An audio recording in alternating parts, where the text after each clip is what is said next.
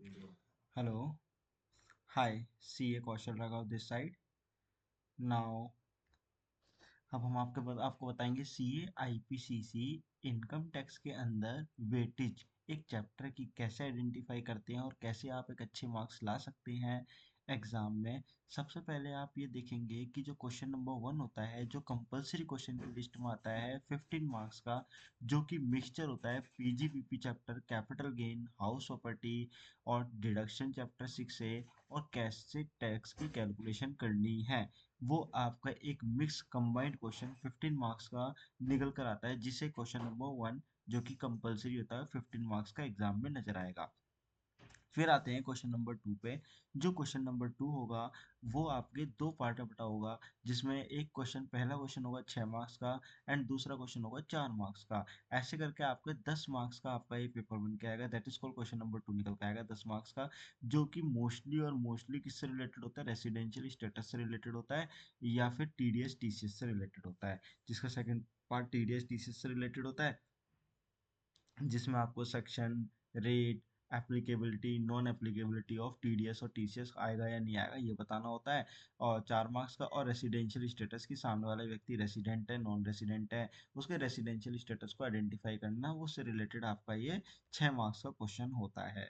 And question number third जो आएगा आपका इनकम टैक्स का, जो कि सीरीज ऐसे होती है 2 मार्क्स 4 मार्क्स और 4 मार्क्स, ये भी 10 मार्क्स का ही होता है, बट वेटेज ऐसे होती है 2 मार्क्स का दे दिया, आईएफओएस का क्वेश्चन दे दिया 2 मार्क्स का, फिर पीजीबीपी से रिलेटेड हो सकता है, ये कैपिटल गेन से रिलेटेड हो सकता है, या सैलरी से भी रिलेटेड हो सकता है, या हाउस प्रॉपर्टी से रिलेटेड भी हो सकता है वो क्वेश्चन, जो कि कितने मार्क्स का होगा, 2 मार्क्स 4 मार्क्स एंड 4 मार्क्स, ऐसे करके आपको क्वेश्चन दे देंगे किसी भी चैप्टर से बना के.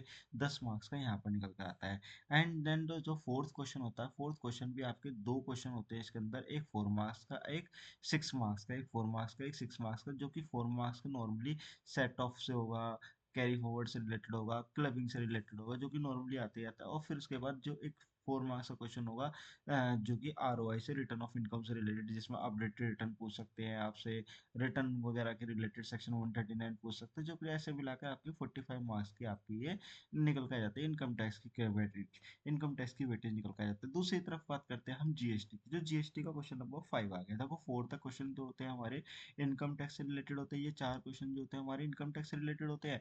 फिर जो जीएसटी से रिलेटेड होगा क्वेश्चन नंबर 5, जो आपका 10 मार्क्स का होगा, किससे रिलेटेड होगा, आईटीसी चैप्टर से रिलेटेड होगा. नॉर्मली क्वेश्चन होता है कि आईटीसी लाइक आपका अलाउड है या ब्लॉक है, सेक्शन 17(5) से रिलेटेड होगा, कोई ब्लॉक तो नहीं है. फिर वैल्यू ऑफ सप्लाई भी से रिलेटेड मिक्स क्वेश्चन होगा, प्लेस ऑफ सप्लाई से रिलेटेड भी क्वेश्चन आइडेंटिफाई हो जाता है कभी कभी.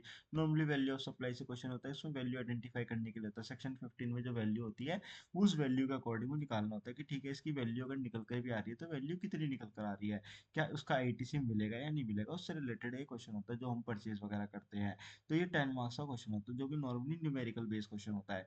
5 मार्क्स का क्वेश्चन जो होगा वो एग्जामिशन से रिलेटेड होगा. मैं आपको एग्जामिशन बता दूंगा, नॉर्मली 5 से 6 एग्जामिशन ऐसी हैं जो कि एग्जाम में सबसे ज्यादा पूछी जाती है. एग्जामिशन एग्रीकल्चर वाली, स्पोर्ट्स वाली, एडमिशन से रिलेटेड, ऐसे करके एग्जामिशंस हैं वो 15 मार्क्स का, इन दोनों को क्वेश्चन को मिला देते हैं तो 15 मार्क्स की वेटेज यहाँ पे तैयार हो जाती है, जो जीएसटी में पहला क्वेश्चन आता है. इसके मतलब that is called question number 5.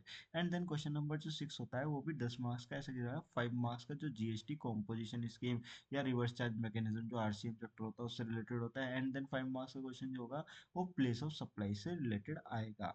And then next होता है क्वेश्चन नंबर 7, जो 5 मार्क्स का क्वेश्चन होता है वो पेमेंट ऑफ टैक्स. जैसे आपकी इंटरेस्ट की कैलकुलेशन करा ली, अगर सेक्शन 73 वाला क्वेश्चन है, अगर सेक्शन 74 वाला क्वेश्चन है तो 18% का इंटरेस्ट लगेगा या 24% का इंटरेस्ट लगेगा, तो मेलाफाइड इंटेंशन है या बोनाफाइड इंटेंशन है, दैट इज कॉल्ड 18% या 24% का रेट ऑफ इंटरेस्ट होगा. इंटरेस्ट की कैलकुलेशन कैसे करी जाती है, जो टैक्स अमाउंट होगा उसकी मल्टीप्लाई कर देंगे, इंटरेस्ट से मल्टीप्लाई कर देंगे डेज अपॉन 365, ऐसे करके आपसे टैक्स की कैलकुलेशन करा लेंगे. या टीडीएस की, जो जीएसटी के अंदर टीडीएस होता है, वो टीडीएस की एप्लीकेबिलिटी आ रही है नहीं आ रही है, टीडीएस कटेगा या लगेगा या नहीं लगेगा, तो कितना परसेंट लगेगा, या फिर रजिस्ट्रेशन से रिलेटेड सेक्शन होंगे आपके. जो आपका नेक्स्ट क्वेश्चन आता है इसका इसी का पार्ट भी आएगा 5 मार्क्स का, जो टीसीएस से रिलेटेड होगा, अकाउंट्स एंड रिकॉर्ड से रिलेटेड होगा, या रिटर्न से रिलेटेड होगा, जो 10 मार्क्स से रिलेटेड होगा, जो क्वेश्चन नंबर 7. फिर इसके बाद क्वेश्चन नंबर 8 आता है, जो कि 5 मार्क्स का वैल्यू ऑफ सप्लाई और टाइम ऑफ सप्लाई से रिलेटेड होगा. एंड फिर उसके बाद नेक्स्ट पार्ट जो बी होगा वो 5 मार्क्स का आर से reverse charge mechanism, E invoicing, accounts and record और ई वेबिल से रिलेटेड आपका ये क्वेश्चन होता है, जो कि 10 मार्क्स का आता है। इसे करके 45 मार्क्स, 90 मार्क्स की आपकी तैयारी यहाँ पर हो जाती है। अब बात करते हैं हम इंपॉर्टेंट चैप्टर की, कौन कौन से चैप्टर हमारे बड़े ही इंपॉर्टेंट होते हैं। तो जैसे कि आप बात करेंगे, हम 34 मार्क्स की कवरेज ना नॉर्मली इन चैप्टरों से होती है। जो आप देखेंगे, सबसे पहले आईटीसी चैप्टर हो गया, एग्जाम्पशन हो गया। आईटीसी मतलब इनपुट टैक्स क्रेडिट का वाला चैप्टर हो गया, आईटीसी। फिर उसके बाद एग्जाम्पशन वाला चैप्टर आ जाता है। प्लेस ऑफ सप्लाई से भी क्वेश्चन आते ही आता है, टीडीएस टीसीएस से भी रिलेटेड क्वेश्चन आता है, और रजिस्ट्रेशन से रिलेटेड भी क्वेश्चन आता है। तो जीएसटी के अंदर अगर आप तैयारी करेंगे तो 34 मार्क्स की कवरेज आपकी यहाँ से हो जाएगी। उसके बाद अगर आपके पास टाइम होता है तो फिर बाकी चैप्टर को एग्जाम के टाइम पर आपको ये गो थ्रू करने पड़ते हैं, जो कि आता तो इनसे भी है, बट सबसे ज़्यादा वेटेज जो होती है वो इन चैप्टरों की ज़्यादा मानी जाती है। उसके बाद आपके टाइम ऑफ सप्लाई की थोड़ी वेटेज ज़्यादा होती है। ई वे बिल में से रेट रटा है, क्वेश्चन फिक्स है। ई वे बिल कटेगा या नहीं कटेगा, कितनी वैल्यू पे कटेगा, वो सब चीज़ें। फिर रिवर्स चार्ज में भी 4-5 एंट्री है जो फिक्स है। वैल्यू ऑफ सप्लाई में भी वैल्यू कैसे कैलकुलेट करनी है यहाँ फिक्स है। ये टैक्स इंटरेस्ट की कैलकुलेशन कैसे करनी है, वो भी क्वेश्चन फिक्स रटा रटा आता है। कॉम्पोजिशन स्कीम से रिलेटेड भी क्वेश्चन रटा रटा ही आएगा, तो जो कि एग्जाम से बेस होते हैं। फिर उसके बाद इनकम टैक्स में जाते हैं, तो इनकम टैक्स के अंदर आप देखेंगे पीजीबीपी, टीडीएस टीसीएस, जो कि एप्लीकेबिलिटी, सेक्शन रेट, ये सब पूछे जाते हैं। डिडक्शन चैप्टर 6 की डिडक्शन हो गई। रिटर्न फाइलिंग वगैरह चैप्टर हो गए, जो कि सेक्शन 139 से रिलेटेड होता है। रेसिडेंशियल स्टेटस सेक्शन 9 वाले, जितने भी कि रेसिडेंट है, नॉन रेसिडेंट है, उसका आइडेंटिफाई करना, उसकी कैलकुलेशन वगैरह करना, कि रेसिडेंट होगा या आरएनओआर होगा और नॉन रेसिडेंट होगा, तो उसके रिगार्डिंग कैलकुलेशन वगैरह के क्वेश्चन जो रेसिडेंशियल स्टेटस से हुआ जाते हैं। And then set off and carry forward वगैरह के चैप्टर आ जाते हैं, जो कि वेटेज 39 मार्क्स की होती है। तो मैं अगर मोटा मोटा रफ आइडिया लगाऊं, तो 34 मार्क्स की तैयारी आपकी ये इन वाले चैप्टर से हो जाती है, और 39 मार्क्स की तैयारी इन वाले चैप्टर से हो जाती है। अगर आप 100% लेके चलेंगे ना, तो आपकी एग्जामेशन यहाँ से कवर हो जाती है। उसके बाद छोटे छोटे जो चैप्टर होते हैं, वो house property, capital gain, IFOS, जो 14 मार्क्स की कवरेज देते हैं, जो कि मैं आपकी हर एक चैप्टर से रिलेटेड वीडियोस आपकी पड़ी हुई है यूट्यूब पे। आप मेरे चैनल को देखेंगे तो आपको सारी वीडियोस मिल जाएंगी। अब मैं क्या करूँगा, जितने भी ये चैप्टर हैं, इन्हीं चैप्टर के अकॉर्डिंग आपकी तैयारी कराता रहूँगा, और आपको सबसे पहले ये चार्ट दिखा के एंड देन आपके चैप्टर की शुरुआत करूँगा। ठीक है, आप मेरे चैनल से जुड़े रहिए, बने रहिए। मैं सीए कौशल राघव आपके लिए लेकर आऊँगा एक अच्छी वीडियो, जिससे आपके ज़्यादा से ज़्यादा मार्क्स आ सके। मैं आपको श्योरिटी देता हूँ, आप थोड़ा मेरे से जुड़े, कमेंट में लिखे, चैनल सब्सक्राइब करें और शेयर भी करें, ताकि मुझे भी एक मोटिवेशन मिलेगा और मैं भी अच्छे से अच्छी वीडियो बना सकूंगा।